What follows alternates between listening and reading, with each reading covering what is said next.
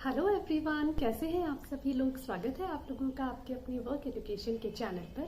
तो केवीएल हम लोगों ने डिस्कस कर लिया था। आज हम लोग सर क्रिचॉफ्स का दिया हुआ दूसरा जो लॉ है that is Kirchhoff's current law, उसको हम लोग डिस्कस करेंगे और उसके कुछ सम्स को करके देखेंगे। ठीक है, जैसे कि केवीएल में लूप्स और मेश हम लोग एनालिसिस करते हैं, यहाँ पर नोड्स या फिर जंक्शंस पर बात होती है। तो चलिए शुरू करते हैं।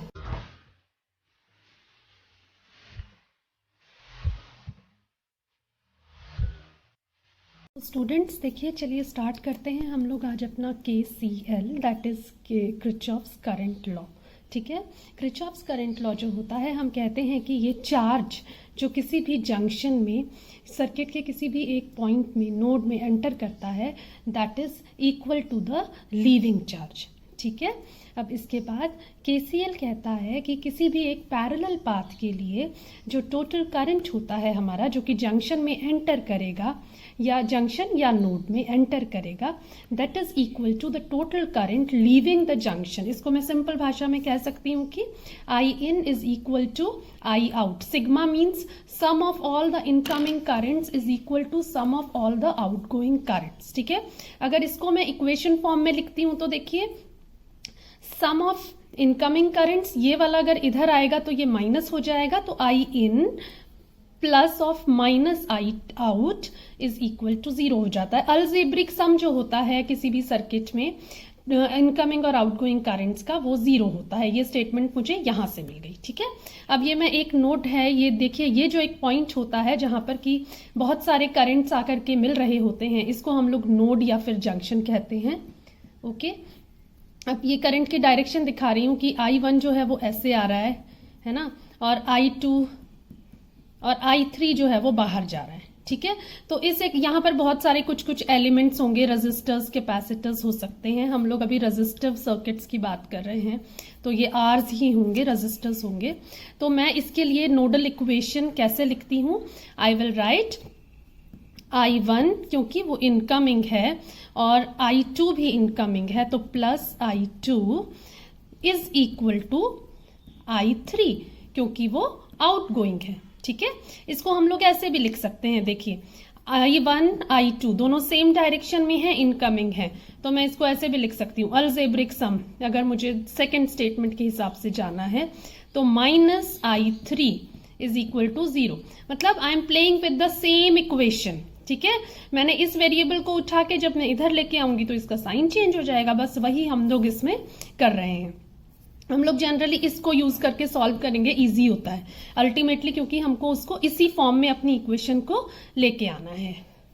सो फ्रेंड्स, ये एक सर्किट है, इसको हम लोग सॉल्व करेंगे with the help of KCL। ठीक है, तो देखिए, ये करंट सोर्स है, ये सिंबल जो होता है करंट सोर्स का होता है, एरो है, वो हमें डायरेक्शन बता रहा है करंट की। ठीक है, यहां पर भी एक करंट सोर्स आप देख रहे हैं, डायरेक्शन गिवन है। तो ये अब हम इस सर्किट को पहले लेबल कर लेते हैं, उसके बाद हम लोग इसमें KCL अप्लाई करेंगे। ठीक है, तो नोड्स देखिए कितने दिख रहे हैं आपको, 1 and 2।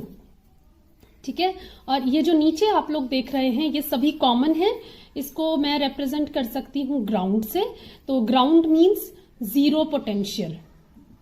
ठीक है, ये याद रखेंगे, ग्राउंड मीन्स 0 पोटेंशियल। अब ये नोड्स के नाम रख दिए मैंने, ये मेरा A हो गया, दिस इज B। ठीक है, सो नोड A, नोड B, यहां पर वोल्टेजेस क्या होंगी, VA, यहां पर हो जाएगा VB। ठीक है, तो ये नोड A पर जो वोल्टेज है दैट इज VA और नोड B पर जो वोल्टेज है दैट इज VB। इसको हम लोग इक्वेशंस लिखने के टाइम पे यूज करेंगे। ठीक है, तो चलिए, ये दो नोड्स हो गए। ये नोड भी ले सकती हूं मैं, लेकिन इस नोड को लेने का कोई फायदा नहीं है ना, दिख रहा है कि यहां पर सिर्फ यही करंट आ रहा है, तो 5 एम्पियर ही है, तो इसलिए ये नोड लेने की कोई जरूरत नहीं है। Similarly this node not of any use. ठीक है, तो ये वाले दोनों नोड्स हैं जहां पर कि मुझे इनकमिंग आउटगोइंग बहुत सारे दिख रहे हैं, तो इसको मुझे सॉल्व करना है। तो देखो, नोड A पे ये वाली जो करंट है ये इनकमिंग है। ठीक है, इसको मैं I1 लिख देती हूं। रेजिस्टेंस लगा हुआ है, ये वाली करंट आपकी आउटगोइंग होगी, इसको हम I2 लिख देते हैं। और ये वाली जो करंट है दिस इज ऑल्सो आउटगोइंग क्योंकि रेजिस्टेंस लगी हुई है, ठीक है। तो ये हमारी I3 हो जाएगी। लेबल कर दिया हमने, ओके। अभी हम लोग KCL अप्लाई कर रहे हैं एट नोड A, ठीक है। अब देखिए नोड A पे क्या हो रहा है, sum of all incoming currents is equal to sum of all outgoing currents. इसको याद रखना है, I in is equal to I out, ठीक है। अब देखो इनकमिंग क्या है, सिर्फ I1, तो मैं इक्वेशन हो जाएगी मेरी I1 is equal to I2 plus I3, I2 plus I3, ठीक है। What is I1? I1 is 5 ampere, तो 5 लिख देती हूं इसको। What is I2? I2 is Ohm's law से पता चलता है ना मुझे, करंट इज इक्वल टू, देखिए ओम्स लॉ बताता है कि I is equal to V by R, ठीक है। इसको मुझे यहां यूज करना है। सो नाउ I2 यहां पर क्या है पोटेंशियल, इस नोड पर पोटेंशियल है मेरा VA और इस नोड पे पोटेंशियल क्या है 0, ठीक है। तो मैं इसको लिख दूंगी VA -0 लिखना है तो लिखिए, नहीं तो कोई जरूरत नहीं है, अपॉन रेजिस्टेंस क्या है 10 प्लस व्हाट इज I3?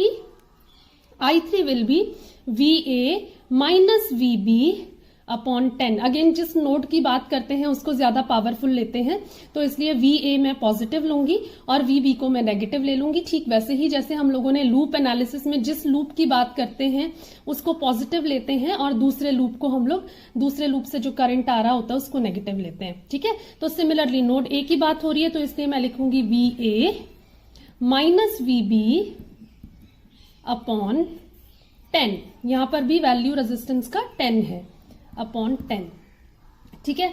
अब इसको थोड़ा सा सिंप्लीफाई करेंगे, 5 is equal to VA by 10 plus VA by 10 minus VB by 10, okay. तो it will become VA plus VA, that means 2VA upon 10 minus VB upon 10 is equal to 5। ये आपका first equation हो गया। वही हमें simultaneous equations मिलते हैं। और देखिए KCL में हमें हमारे नोड पर जो वोल्टेजेस होंगे, नोड्स पर जो वोल्टेजेस होंगे वो हमें पता चलते हैं, ठीक है। ये फर्स्ट इक्वेशन हो गया। अब इसके बाद ये नोड 2 है मेरा, नोड B, यहां पर भी मैं ऐसे ही KCL अप्लाई करूंगी, ओके। तो applying KCL at node B। अब आपको दिखे सर्किट, इसके लिए देखिए नोड B में क्या हो रहा है, मैं लिखती फिर हूं, आपको पहले यहां से एक्सप्लेन करती हूं। नोड B में भी सिमिलर सिनेरियो है। एक ये करंट सोर्स है, डायरेक्शन दिख रही है, तो एक करंट ऐसे आ रहा है, ठीक है। और ये करंट क्योंकि यहां पर डायरेक्शन सोर्स नहीं है, लेकिन मैंने यहां पर अज्यूम किया था ना कि ये करंट निकल रहा है बाहर A से, तो एज पर दिस अजम्पशन ये जो करंट है ये B नोड के अंदर आएगा, तो ये भी मेरा इनकमिंग हो गया और ये वाला करंट मेरा आउटगोइंग हो गया, ओके। तो इस केस में 2 करंट्स मेरे इनकमिंग हैं और एक करंट मेरा आउटगोइंग है, तो मैं लिख दूंगी sum of all incoming currents is equal to sum of outgoing current, right. तो चलिए इसको भी लिखते हैं हम लोग। तो सबसे पहले ऊपर 10 एम्पियर है एक करंट, प्लस और दूसरा जो मेरा इनकमिंग करंट है, देखिए 10 एम्पियर है इनकमिंग करंट और ये वाला करंट है। इसको कैसे लिखूंगी मैं, अभी मैं इस नोड की बात कर रही हूं, तो VB माइनस VA अपॉन 10, ठीक है। तो यहां पर मैं लिख दूंगी VB minus VA upon 10 is equal to, finally आपका जो आउटगोइंग करंट है that is VB minus 0 upon 10, यानी कि VB अपॉन 10 करके मैं इसको लिख दूंगी VB अपॉन 10। तो इक्वेशन हम लोगों ने लिख ली। अब इसको थोड़ा सा सिंप्लीफाई करते हैं हम लोग, जैसे हम लोगों ने फर्स्ट इक्वेशन के लिए, फर्स्ट नोड के लिए किया था, ठीक है। तो इसको सिंप्लीफाई कैसे करना है, 10 इज इक्वल टू मैं लिख दूंगी VB अपॉन 10 ठीक है। और ये वाला जो पोर्शन है ये इधर जाएगा, तो ये पूरा का पूरा माइनस हो जाएगा, साइन चेंज, तो minus VB minus VA upon 10। अब इसको फर्दर करते हैं हम लोग, VB upon 10 minus VB upon 10 minus minus plus VA upon 10। Luckily यहाँ पे क्या हुआ है देखिए बच्चों, VB माइनस 10 VB माइनस 10, ये तो मेरा कैंसिल आउट हो गया, ठीक है। तो यहाँ पर तो मुझे बहुत ही सिंपली वैल्यू मिल गई सीधे VA की, ठीक है ना। तो VA मेरा हो जाएगा, ये इधर जाके मल्टीप्लाई, तो VA is equal to 100 volts. लेकिन जनरली इतना इजी सम आता नहीं है। हमारे पास एक्चुअली में क्या होता है कि VA और VA एंड VB के फॉर्म में हमारे पास दो साइमल्टेनियस इक्वेशंस होंगी, ठीक है। दो साइमल्टेनियस इक्वेशंस होंगी और उनको हम लोग सॉल्व करते हैं, ठीक है। यूजिंग सब्स्टिट्यूशन मेथड भी कर सकते हैं या फिर मैट्रिक्स मेथड से भी कर सकते हैं, जिसमें भी आप लोग कंफर्टेबल हैं उसमें उस मेथड से आप इसको सॉल्व करें। यस तो देखिए अब ये हमारी हो गई फर्स्ट इक्वेशन। इसमें हम लोगों ने VA is equal to 100 volts put करना है, जो अभी हम लोगों ने सॉल्व करके निकाला था, ठीक है। तो 2 इंटू VA की जगह 100 minus VB divided by 10 is equal to 5।